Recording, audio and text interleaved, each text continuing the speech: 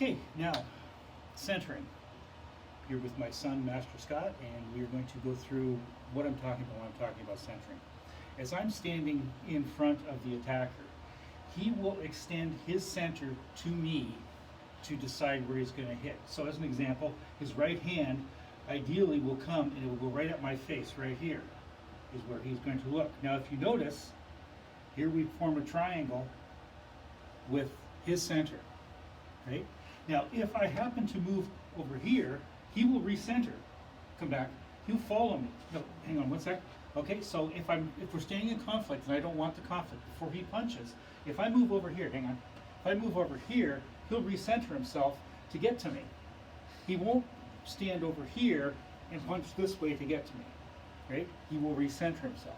Now, if he grabs my wrist, what has happened here is I have given him what I view my center as being. He has what he views as being center, which is here. This is my center, because I've made it my center.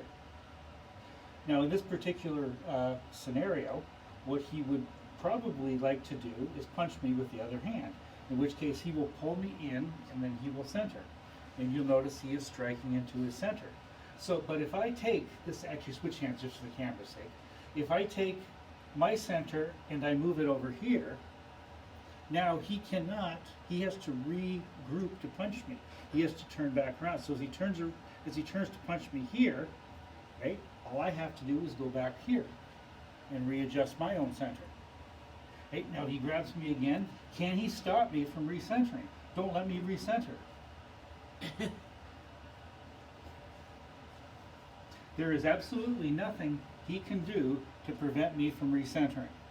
And this is the problem that martial arts get into, is because they become technique focused. When he grabs, they automatically think of, okay, I want to do this, or I want to release this, or I want to do this. No, you move. Because also, as he's grabbed this, he grabs it hard, right? He means business. He's yelling and screaming at me. As I come over this way, and he goes, as an example, he goes to recenter to punch, he goes to punch. Now he can't. Because there's an interesting phenomenon that happens. Here, whatever his body weight is, as he grabs me or as he comes towards me, his body weight plus his velocity will equal what his mass is, how much he can hit me with. Tremendous force. And right here, I have taken on mass. I do not ever want to take on mass. When I move to here, he now weighs nothing. Until he recenters and comes at me, he weighs nothing. So as he stands here, just stand sideways again, don't recenter yet. Don't let me do this. Okay? There's nothing he can do. And this is what the power of centering is. So as an example, if he's going to punch, and I'm moving over here, what I always want to be viewing is the idea is I am to take my center and move it. I can take my center as easy to move it as just simply this, as I get better at it, right? Because he is under an adrenaline rush.